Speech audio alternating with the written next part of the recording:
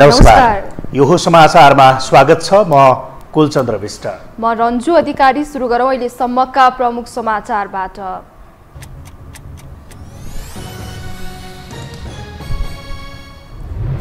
चुनाव आउन 2 साता मात्रै बाँकी रहँदा शीर्ष नेताको दौडधुप बढ्दो। मतदातालाई आफ्नो पक्षमा पार्न विपक्षीको खेदो खन्ने क्रम जारी। असन्तुष्ट नेता कार्यकर्ता बाधक बन्दै। निर्वाचनको दुष्प्रचार नगर्न प्रमुख आयुक्तको आग्रह।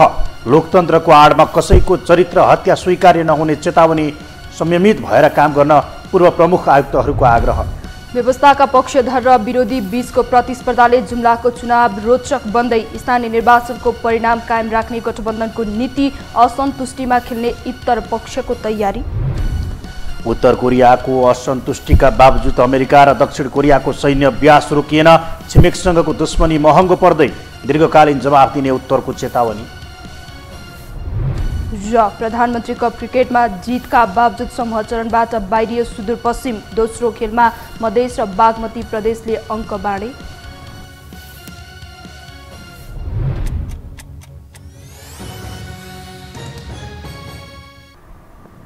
अब समाचार विस्तारमा। सत्तापक्ष प्रतिपक्षमा हुँदा एमाले अध्यक्ष केपी ओली र कांग्रेस सभापति शेरबहादुर देउवा सारथी जस्ता थिए। कुर्सी गुमाउने र पाउने खेलपछि पनि उनीहरू एकअर्कासँग हार्दिकता नै देखाइरहेका थिए। तर आगामी मङ्सिर 4 को निर्वाचनका मुखैमा रहेका बेला दुवैजना आक्रामक बन्न थालेका छन्। एक रिपोर्ट। नेकपा एमालेका अध्यक्ष केपी शर्मा ओलीले दुई पटक संसद विघटन गर्दा पनि कांग्रेस सभापति शेरबहादुर देउवालाई खासै आपत्ति थिएन। माओवादी केन्द्रका अध्यक्ष पुष्पकमल दाहाल प्रचण्ड र नेकपा एकीकृत समाजवादीका अध्यक्ष माधव कुमार नेपालकै वर्चस्वमा प्रधानमन्त्रीको कुर्सी देउवाले खोसेपछि पनि ओलीले देउवाप्रति खासै चित्त दुखाएनन्। बरु देउवालाई उक्साएको आरोपमा प्रचण्ड माधवमाथि नै ओलीको प्रहार निरन्तर जारी छ। त्यो सिलसिला स्थानीय तहको निर्वाचन हुँदै अहिलेसम्म नदेखिएको होइन। तर केही दिन यता ओली देउवा नै एकअर्काप्रति आक्रामक बन्न थालेका छन्। शुक्रबार एमाले अध्यक्ष ओलीले भारतले अतिक्रमण गरेको कालापानी, लिपुलेक र लिम्पियाधुरा फर्काएरै छोड्ने दाबी सहित 1 इन्च जमिन पनि नछोड्ने उद्घोष गरेपछि देउवा तात्तिएका थिए। शनिबार कांग्रेसप्रति झनै आक्रामक अभिव्यक्ति दिएर देउवालाई ओलीले चिढ्याउने काम गरेका छन्। राष्ट्रियताको प्रश्नमा नेपालले आफ्नो 1 इन्च जमिन पनि कसैलाई छोड्नेवाला छैन। 1 इन्च जमिन पनि मिचिन दिनेवाला छैन। बेचिएको भए फिर्ता ल्याउँछ भनेर हामीले नक्सा जारी गरेका छौँ। संसदले सर्वसम्मतिले पास गरेको छ। कांग्रेसलाई डेमोक्रेसी शब्द मनपर्छ, व्यवहार मन पर्दैन। कांग्रेसले डेमोक्रेसी भन्ने शब्द भनिरहन्छ तर व्यवहार गर्दैन। सम्मेलन हुन थाल्यो भने कुर्सी हान्छ। चुच्चे नक्सा जारी गरेका ओलीले निर्वाचनकै मुखमा जमिन पनि फर्काउने दाबी सहित राष्ट्रवादी कार्ड फालेपछि देउवाले चुनावी मुद्दा बनाएको भन्दै आपत्ति जनाएका हुन्। चुच्चे नक्साकै जिल्ला धारचुलाबाट बोलेका ओलीको जवाब देउवाले गृह जिल्ला डडेलधुराबाट फर्काएर प्रतिवादको प्रयास गरेका छन्। गुमेको भूभाग फर्काउने भए बन्दुक लिएर सीमामा लड्न जान ओलीलाई देउवाले चुनौती दिएका छन्। ओली चाहिँ पनि एउटा हुनुहुन्छ जसले संविधानलाई जहिले च्यात्तै काम गर्दै हुनुहुन्छ। 2 पल्ट संविधान भङ्ग, संविधानबाट निर्वाचित आफै निर्वाचित सरकार छ, आफैले पार्लियामेन्ट भङ्ग गर्दछ। 2 पल्ट पार्लियामेन्ट भङ्ग गर्नु उहाँले भन्नु खोजेको के भने उहाँले पार्लियामेन्टले काम गर्न दिएन। पार्लियामेन्टले त गलत काम रोक्नु खोज्दछ नि। गलत काम रोक्नु खोज्दाखेरि पार्लियामेन्ट सेवालाई रिस उठ्यो, संसदको रिस उठ्यो। पार्लियामेन्ट भनेको, संसद भनेको अङ्कुश लगाउनु पर्यो प्रधानमन्त्रीमाथि। प्रधानमन्त्रीले बदमासी गर्न पायो भने निकाल्न सक्छ, उसले ल अधिकार छ। 5 दलीय सत्ता गठबन्धनको नेतृत्व गरेका देउवाले यो निर्वाचन नै संविधान च्यात्ने शक्ति विरुद्धको लडाईँ भन्दै ओलीमाथि अझ विष बमनको प्रयास गरेका छन्। रापरपा जसपा सहितको गठबन्धनको नेतृत्व गरेका ओलीले पनि प्रचण्ड माधवको कठपुतली बनेको भन्दै देउवाको उछितो काटेका छन्। यसअघि नै लाइभ डिबेटको निम्तो दिएर देउवालाई ललकारेका थिए। तर यी 2 प्रमुख शक्तिका 2 प्रमुख नेता नै आगामी निर्वाचन मार्फत फेरि देशको नेतृत्वमा आउने सम्भावना छ। एकअर्काको कट्टर विरोधी बनेका उनीहरू पछिल्लो समय आक्रामक मात्रै बनेका छैनन्, विभिन्न मुद्दामा वाद प्रतिवाद गरेर भोट बढाउने तयारीमा पनि छन्। यो हो टेलिभिजनका लागि सन्तोष बिके थापा, काठमाडौँ। प्रमुख निर्वाचन आयुक्त दिनेश कुमार थपलियाले निर्वाचनको स्वच्छतालाई दुष्प्रचार गर्ने कुचेष्टा नगर्न आग्रह गर्नुभएको छ। प्रमुख निर्वाचन आयुक्त थपलियाले नो नट अगेन बारे बोलिरहँदा कसैले पनि निर्वाचन र उम्मेद्वारहरूप्रति लक्षित मिथ्या सूचना, चरित्र हत्या लगायतका दुष्परिणामयुक्त शब्दहरूको प्रयोग गर्न नहुने प्रति सचेत हुन आग्रह गर्नुभएको हो। उहाँले लोकतन्त्रको आडमा कसैको पनि चरित्र हत्या गर्ने कुरा स्वीकार्य हुन नसक्ने भन्दै घृणास्पद अभिव्यक्तिप्रति आयोग गम्भीर हुने बताउनु भयो। उनामा बसेर अथवा टाढा बसेर यो सुन्दर तलाउमा दुष्प्रचारको ढुङ्गा नहान्दिनुहोस् भनेको मात्रै हो। यो सुन्दर सागरमा दुष्प्रचार, मिथ्या सूचना र चरित्र हत्या गर्ने किसिमका खरे नमिसाइदिनुहोस् भनेको मात्रै हो। त्यसकारण यहाँले भने जस्तै भाषामा मैले सिधै भन्ने हो भने यहाँले मजाले नो नट अगेन भन्न पाउनुहुन्छ। प्रमुख निर्वाचन आयुक्त थपलियाले आसन्न निर्वाचनमा वृद्ध, रोगी, शारीरिक अशक्तता भएका व्यक्तिहरूको सहजताका लागि पनि उचित व्यवस्था मिलाएको बताउनु भयो।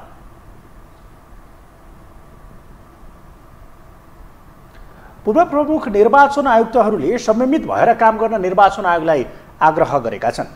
पूर्व प्रमुख निर्वाचन आयुक्त भोजराज पोखरेलले निर्वाचनको बेला निर्वाचन आयोगको सबैभन्दा ठूलो शक्ति नै संयमता भएकाले सोही अनुसारको बोली वचन र व्यवहार हुनुपर्ने बताउनु भएको हो।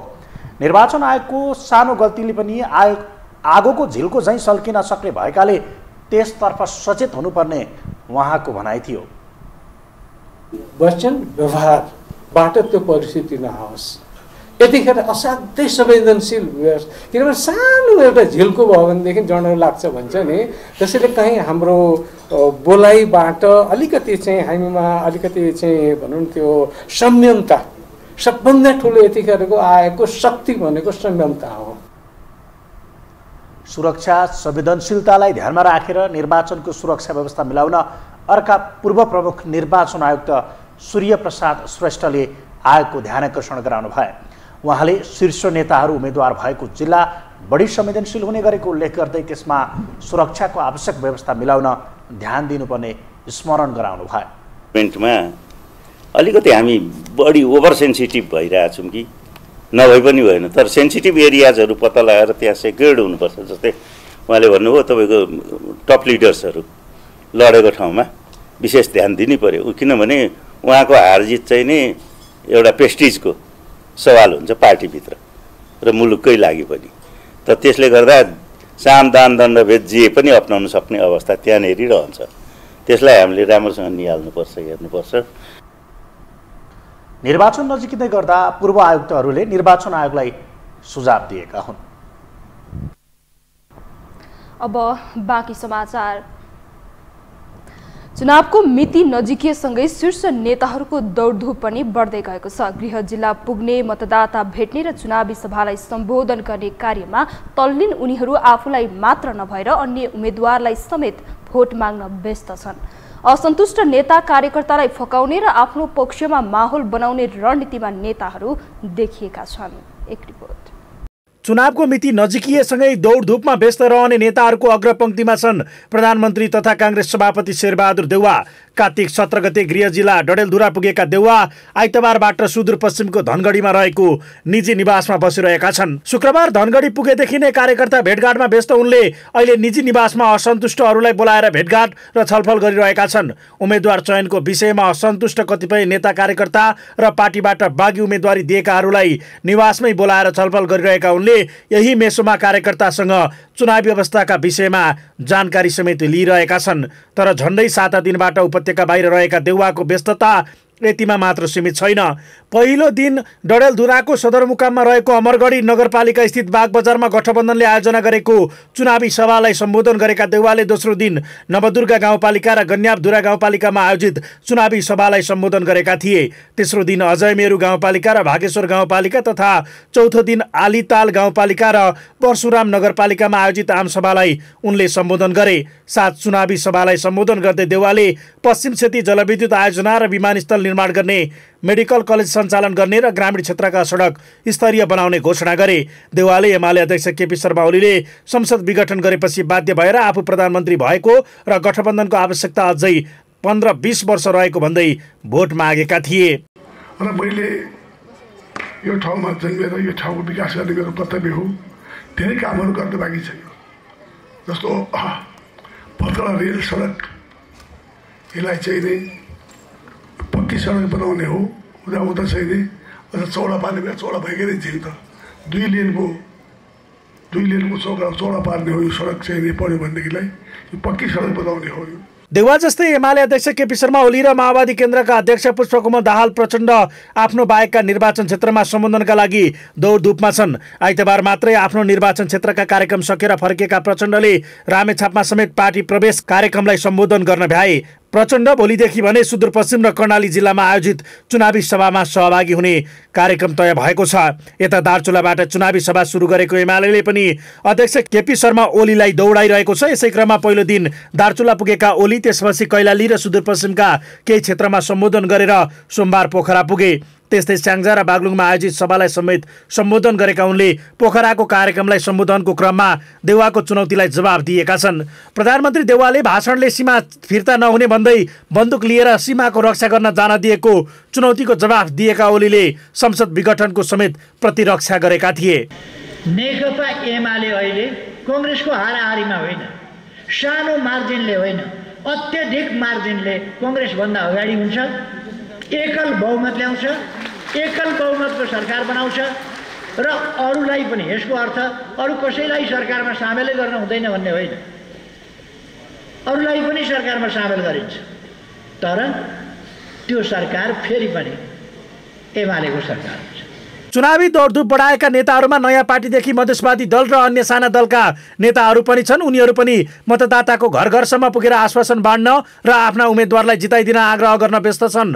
यो क्रम अब मङ्सिर 1 गतेसम्म कायमै रहने निश्चित छ। मङ्सिर 4 गतेको चुनावका लागि मतदान सुरु हुनु 48 घण्टा अघि अर्थात् मङ्सिर 2 गतेदेखि मौन अवधि सुरु हुन्छ। त्यसैले दलहरूले मङ्सिर 1 गतेसम्म मात्रै चुनाव प्रचार गर्न पाउनेछन् भने यही कारण नेताहरूको दौडधुप पनि बढिरहेको छ। यो हो टेलिभिजनका लागि कुलचन्द्र विष्ट, काठमाडौँ।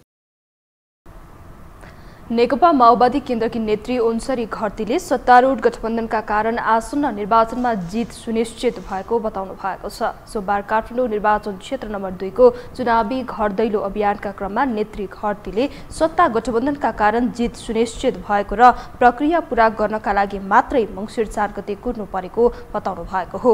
नेत्री घरतीको टिमले आज काठमाडौँ क्षेत्र नम्बर 2 को कोटेश्वर क्षेत्रमा मतदाताहरूसँग भेटघाट गरेका थिए।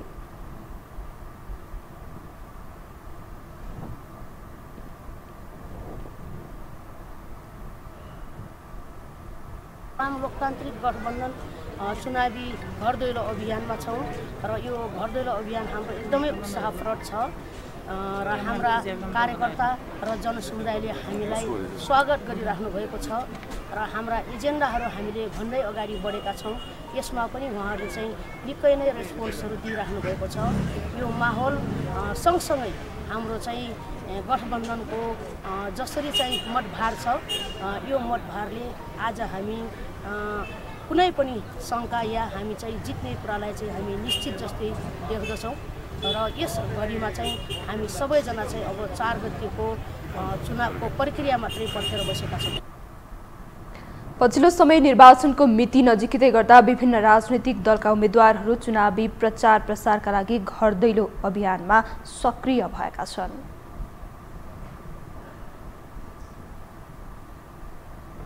हामीसँग समाचार बाँकी नै छन्, अहिलेलाई विश्राम।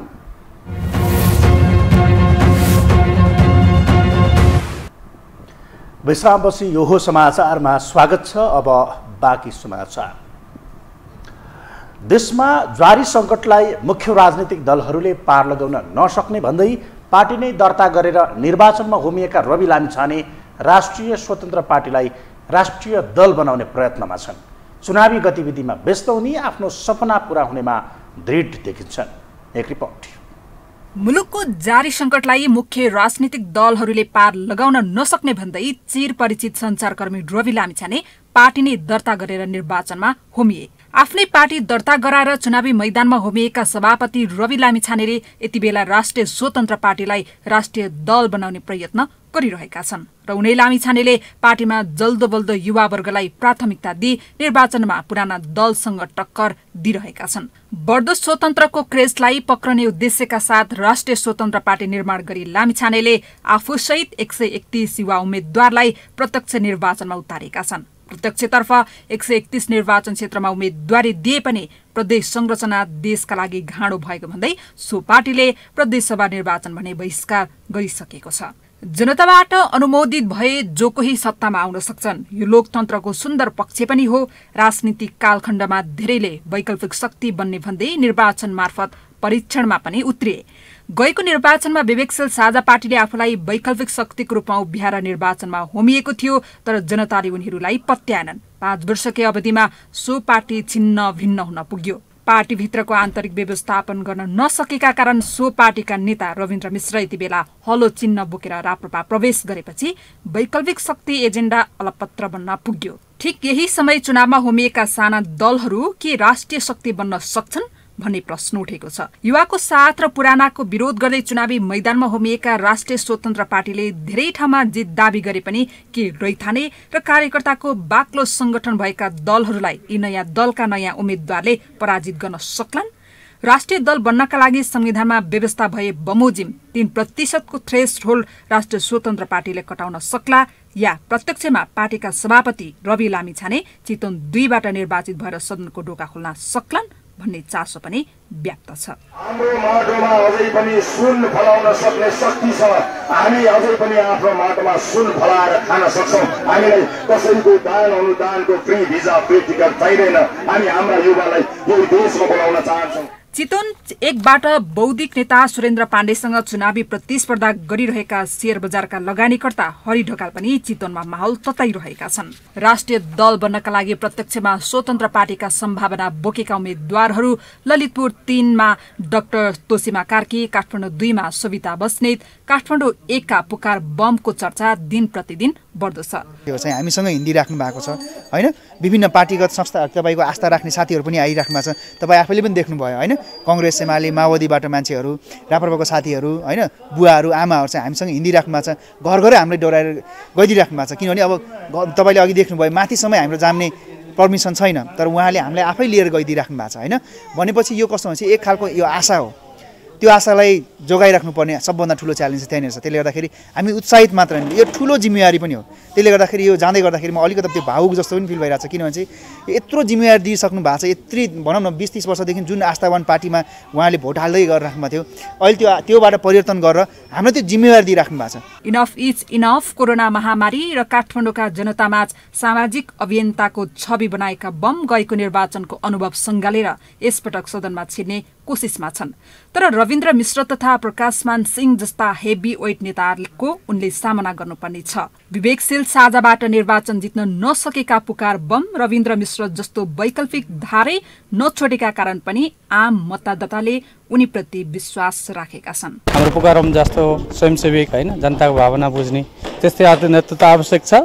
तर स्वतन्त्र व्यक्तिहरू धेरै भएको हुनाले अलिकति थोरै मिलेर आउनुपर्ने थियो भन्ने हाम्रो धारणा छ। नयाँले ल्याउँ के 60 वर्षभन्दा माथिका सबलाई फलाउँ। अब नयाँ युवा जनशक्तिलाई नै परिचालन गर्नुपर्छ, उहाँहरूलाई नै जिम्मेवारी दिनुपर्छ। आफ्ना विभिन्न योजना र घोषणापत्र सार्वजनिक गरे तापनि पुराना दललाई गाली गर्न नछोडेको राष्ट्रिय स्वतन्त्र पार्टीको सदन छिर्ने सपना पूरा होला त? देशमा खिँदै गएको वैकल्पिक धारलाई राष्ट्रिय स्वतन्त्र पार्टीले बचाउला?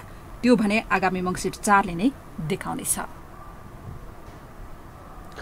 नेपाली भाषाको उद्गम थलो, पर्यटन र जडीबुटी कुखारी, केन्द्रको आँखाले देख्न नसकेको वा नचाहेको जुम्ला। जुम्ला र अन्य जिल्लाको समानता तब हुन्छ जब देशमा निर्वाचन आउँछ। जम्मा एउटा निर्वाचन क्षेत्र भएको जुम्लाको प्रतिनिधि को बन्ला भन्ने चासो र जिज्ञासा सबैमा छ। एक रिपोर्ट। कर्णालीको विकट जिल्ला जुम्लामा यसपटक सत्ता गठबन्धनबाट माओवादी केन्द्र, नेकपा एमाले, राष्ट्रिय प्रजातन्त्र पार्टी, नेपाल मजदुर किसान पार्टी र एक स्वतन्त्र गरी 5 जना प्रतिनिधि सभाका लागि प्रतिस्पर्धामा छन्, जसमध्ये स्वतन्त्रका कलबहादुर रोकायले उम्मेदवारी निष्क्रिय गरेर माओवादीलाई समर्थन गरेका छन्। माओवादी आफ्नो विरासत जोगाउन कसरत गरिरहँदा एमाले पनि आफ्नो बलियो उपस्थिति जनाउने दाउमा छ। यी दुवैलाई चुनौती दिन युवामाझ लोकप्रिय राप्रपाका ज्ञानेन्द्र भनेर चिनिने ज्ञानबहादुर साई मैदानमा छन्। जनयुद्ध पूर्व नेपाल मजदुर किसान पार्टीको गढ जुम्ला 2062-63 पछि भने माओवादी केन्द्रको आधार इलाका बन्दै आएको छ। दुई पटक माओवादीले नेतृत्व गरिसकेको यो जिल्लाबाट यसपटक पनि माओवादी केन्द्रकी गोमा गौतम कुँवर उम्मेद्वार बनेकी छिन्। माओवादीको पकड क्षेत्र रहेको र गठबन्धनका अन्य 4 दलको पनि साथ पाएकी गौतम राजतन्त्रलाई सिनोको संज्ञा दिँदै आएकी छिन्। गणतन्त्रमा अगाडि बढिसकेको देशमा राजतन्त्र फर्काउँछु भन्नु दिवा स्वप्न मात्र रहेको उनको भनाइ छ। र मरेको सिनोलाई फेरि उचालेर घर ल्याउन आवश्यक छैन। आज केही युवा साथीहरू भ्रममा हुनुहुन्छ। आज केही युवा साथीहरू चाहिँ त्यसको त्यो गुलियो लड्डु खाइराख्नु भएको छ। आखिर त्यसले परिवर्तन गर्न सक्दैन। उले दिउँसै झुट्टा आरोप दिइरहेको छ जहाँ तपाईँ हामीलाई राजनीतिक ब्ल्याकमेलिङ गरिरहेको छ। आखिर झन्डा कसको पार्टी कसको थाहा छैन। हलो र ज्ञानेन्द्रलाई भोट दिनुपर्छ भनेर तपाईँ हाम्रो बीचमा भरम दिँदै गर्दाखेरि के विकास सम्भव छ? कुनै समय युट्युबको भ्युज तान्ने राम्रो माध्यम बनेका ज्ञानेन्द्र साई अहिले राप्रपाबाट जुम्लाको उम्मेद्वार बनेका छन्। दलगत रूपमा सबैभन्दा पहिले उम्मेदवारी दर्ता गराएका शाही आफ्नो र राप्रपाको साख जोगाउन विगत 3 महिनादेखि निरन्तर जुम्लामा प्रचार गरिरहेका छन्। कहिले ओखर खाएको भिडियोले मतदाताको मत रिझाइरहेका छन् भने कहिले आफ्नो भाषण कौशल शैलीले। जुम्लामा राप्रपाको संगठन राम्रो नभए पनि साईको व्यक्तित्वले राम्रो भोट तान्ने आकलन गरिएको छ। राप्रपाको आन्तरिक मूल्याङ्कनमा झापाबाट राजेन्द्र लिङ्गदेनको जित सुनिश्चित भएको दाबी गर्दै गर्दा साई पनि सेफ जोनमा नै रहेको विश्लेषण भइरहेको छ। तपाईको पार्टीको भोट छ त प्रदेशमा घन्काउनु न बेसरी क्या जाने 4 भोट हाल्न पाउने छ एकजना मान्छे। यो हो तेर्सोमा छ ठ्याक्कै यही आउँछ मतपत्र पनि अहिले। अनि काङ्ग्रेसका दाजुभाइ त खुसियाली छ अहिले भएर क्या खुसियाली छ भने रुख नाइ अब रुख के भएछ भने रुखको हट्टा हलो भइकन आएछ। हलो पनि काठकै रुख पनि काठकै अनि हट्टामा आयो। अब काटिनु पनि हट्टामा आयो। रुखै नै टक्क हलो छ। दाजुभाइहरूको हात यताउति काङ्ग्रेसका दाजुभाइहरू त जानु पनि भएन। यो पनि हाते हो रुखो भाइ त हो त यो। किनभने यो पनि काठकै रुख पनि काठकै रुख आमा भए यो छोरो भयो क्या। यी दुई उम्मेद्वारसँग नेकपा एमालेका तर्फबाट रतननाथ योगी चुनावी प्रतिस्पर्धामा छन्। स्थानीय तहमा कुनै पनि ठाउँमा विजयी हुन नसकेको एमाले संघीय चुनावमा भने त्यो नतिजालाई बदल्न चाहन्छ। आर्थिक समृद्धि र विकास मैत्री नीति निर्माण पहिलो प्राथमिकतामा राखेर घर दैलो गर्दै आइरहेको छ। सबैलाई नमस्कार है।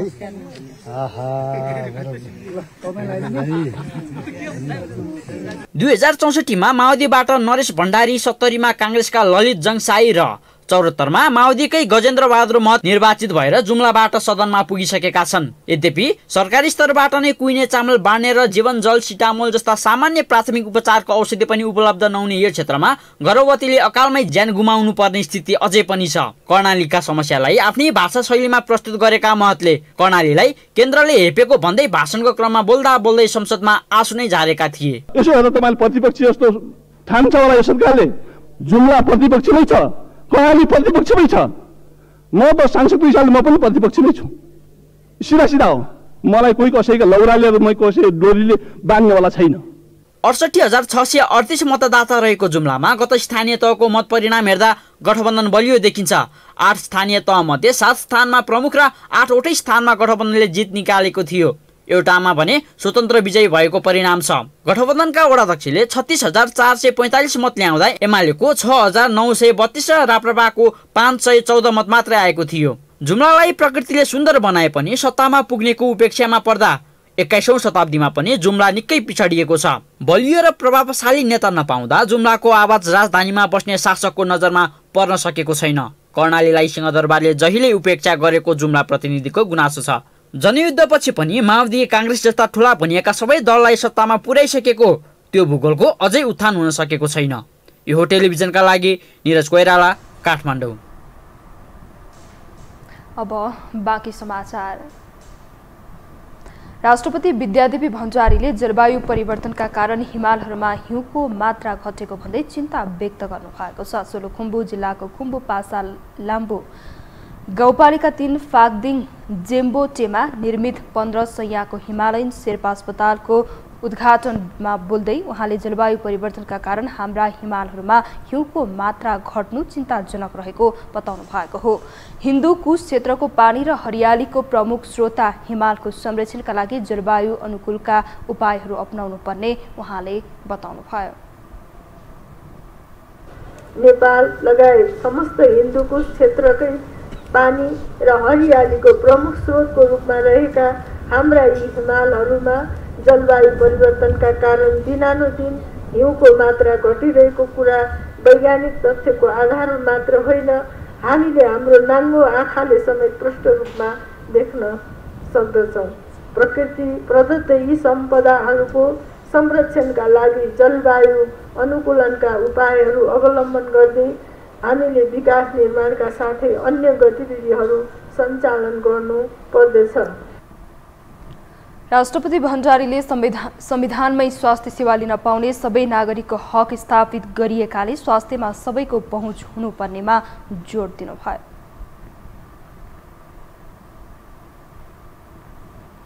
सोलुखुम्बुको माथिल्लो हिमाली भेगका जनताको स्वास्थ्य उपचारलाई ध्यानमा राख्दै फाग्दिङ स्थित जम्बोटेमा सुविधायुक्त अस्पताल सञ्चालनमा आएको छ। झन्डै 20 करोड लगानीमा निर्माण भएको 15 शैय्याको अस्पतालबाट स्थानीय तथा पर्यटकलाई सहयोग मिलेको छ।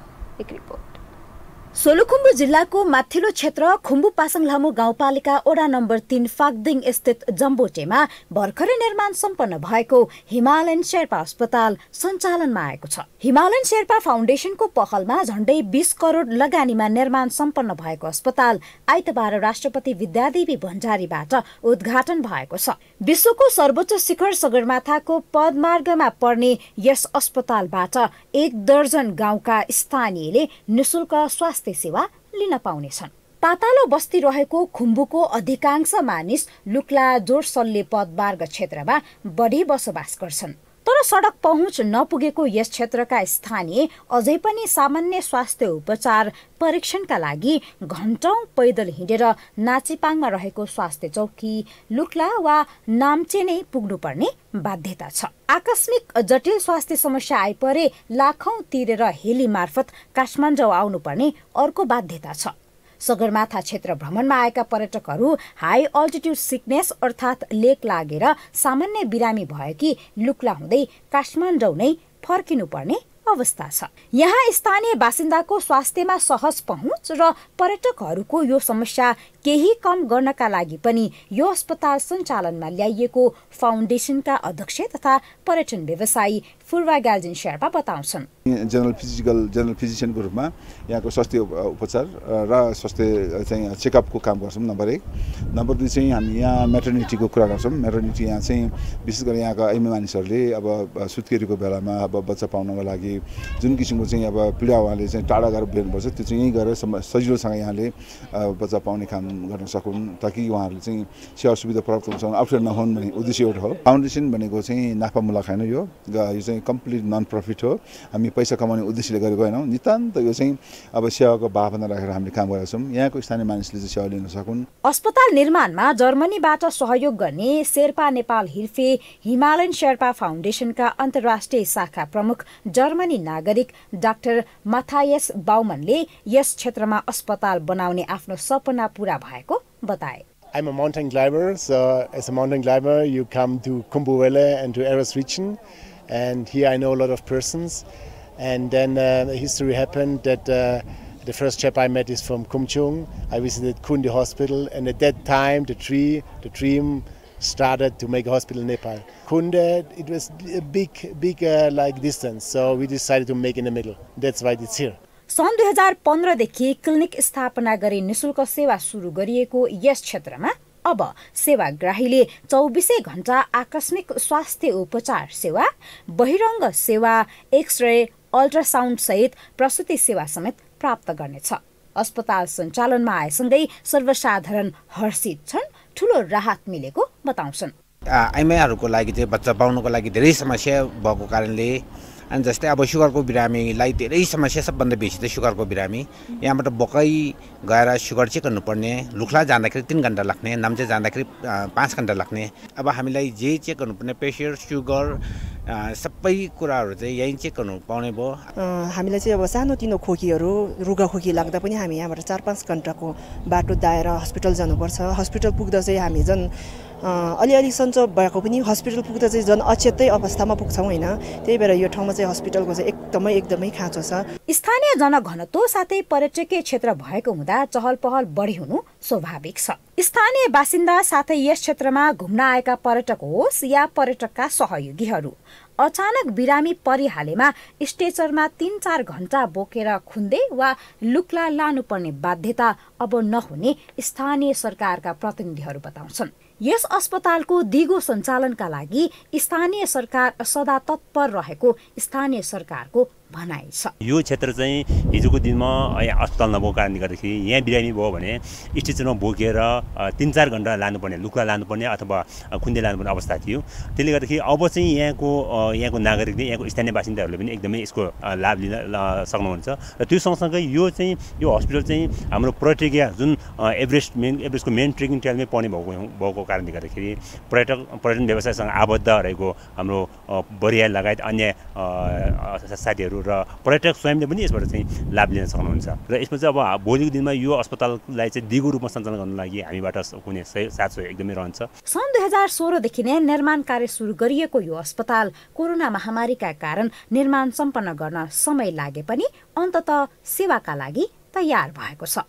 हिमालयन शेर्पा फाउन्डेसनद्वारा भर्खरै सञ्चालनमा ल्याइएको यस हिमालयन शेर्पा अस्पताल मार्फत यहाँ रहेका जमफुटे, राङदिङ, फागदिङ सहित 11वटा गाउँका सर्वसाधारणले स्वास्थ्य सेवा यहाँबाट प्राप्त गर्नेछन्। त्यो सँगसँगै सगरमाथा क्षेत्रलाई आफ्नो गन्तव्य बनाएका स्वदेशी सँगसँगै विदेशी पर्यटकले पनि सामान्य स्वास्थ्य उपचारको अभावमा काठमाडौँ फर्किनु पर्ने छैन, जसका कारण चाहिँ उहाँहरूले यहाँ फर्किएर आएर उपचार गरेर पुनः आफ्नो यात्रा तय गर्न सक्नेछन्। जसका कारण यस क्षेत्रको पर्यटन प्रवर्धनमा पनि मद्दत पुग्ने अपेक्षा फाउन्डेसनले गरेको छ।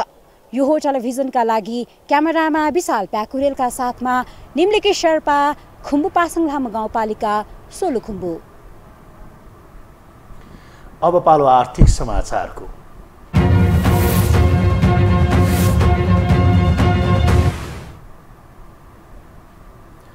साताको दोस्रो कारोबार दिन आज नेप्सेमा एकल अङ्कको सामान्य गिरावट भएको छ। दिनभर तीव्र उतार चढाव देखिएको नेप्से अन्तिममा 6.43 अङ्कको सामान्य गिरावट भएर बन्द भएको हो। आज व्यापार, लगानी, जीवन बीमा, अन्य र म्युचुअल फन्ड बाहेक सबै उपसूचकमा गिरावट आएको छ। त्यस्तै आज नेप्सेमा 49,44,076,076 किता सेयर कारोबार हुँदा 2,10,91,63,63,000 को कारोबार भएको छ। हामीसँग अन्तर्राष्ट्रिय र खेल समाचार बाँकी नै छन्। अहिलेलाई पुनः विश्राम।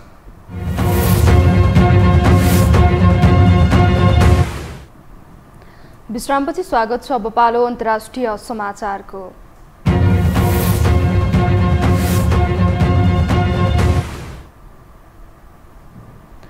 उत्तर कोरियाले अमेरिका र दक्षिण कोरियाको संयुक्त अभ्यासलाई दिगो दृढ सैन्य उपायका साथ जवाब दिने चेतावनी दिएको छ। दुई शक्ति राष्ट्रले संयुक्त रूपमा अहिलेसम्मकै सबैभन्दा ठूलो सैन्य अभ्यास गरेपछि उत्तर कोरियाको यस्तो चेतावनी आएको हो। उत्तर कोरियाले विज्ञप्ति जारी गर्दै विरोधी युद्ध अभ्यासहरूको जवाफ दिने उल्लेख गरेको छ। गत हप्ता मात्रै अमेरिका र दक्षिण कोरियाले संयौं लडाकु विमानहरूले भारी बम वर्षाका साथै अभ्यास गरेका थिए। त्यसपछि उत्तर कोरिया थप चिडिएको छ। अब पालो खेलकुद समाचारको।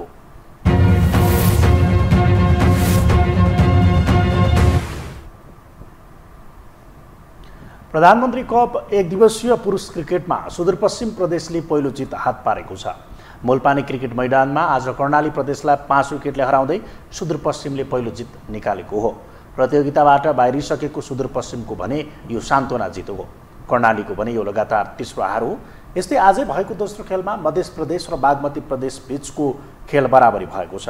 मधेसले दिएको 191 रनको लक्ष्य पछ्याएको बागमतीले 49 ओभर 2 बलमा अल आउट हुँदै 190 रन जोडेपछि दुवै टोलीले 1-1 अङ्क बाँडेका छन्। खेलकुद समाचारसँगै हामी यो समाचारको अन्त्यमा आइपुगेका छौँ। बिदा हुनु अघि प्रमुख समाचार पुनः एकपटक।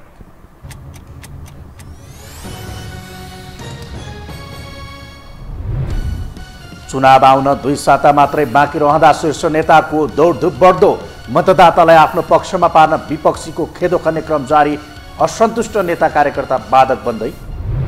निर्वाचनको दुष्प्रचार नगर्न प्रमुख आयुक्तको आग्रह। लोकतन्त्रको आडमा कसैको चरित्र हत्या स्वीकार्य नहुने चेतावनी। संयमित भएर काम गर्न पूर्व प्रमुख आयुक्तहरूको आग्रह। व्यवस्थाका पक्षधर र विरोधी बीचको प्रतिस्पर्धाले जुम्लाको चुनाव रोचक बन्दै स्थानीय निर्वाचनको परिणाम कायम राख्ने गठबन्धनको नीति असन्तुष्टिमा खेल्ने इतर पक्षको तयारी। उत्तर कोरियाको असन्तुष्टिका बावजुद अमेरिका र दक्षिण कोरियाको सैन्य अभ्यास रोकिएन। छिमेकसँगको दुश्मनी महँगो पर्दै दीर्घकालीन जवाफ दिने उत्तरको चेतावनी।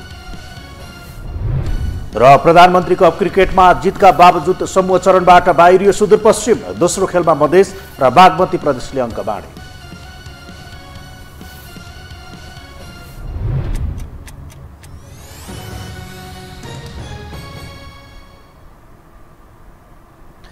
हवस् त यो हो समाचार सकियो। समाचार बुलेटिनका साथै यो हो टेलिभिजनका सम्पूर्ण कार्यक्रम यो हो टेलिभिजन.com, यो हो खबर.com, युट्युब र फेसबुकमा पनि पढ्न र हेर्न सक्नुहुनेछ। मोबाइलमा यो हो टिभी एप डाउनलोड गरी हामीलाई प्रत्यक्ष हेर्न सक्नुहुनेछ। तथ्य सहितको निष्पक्ष समाचार तथा मनोरञ्जनका लागि हेर्दै रहनुहोला यो हो टेलिभिजन। नमस्कार।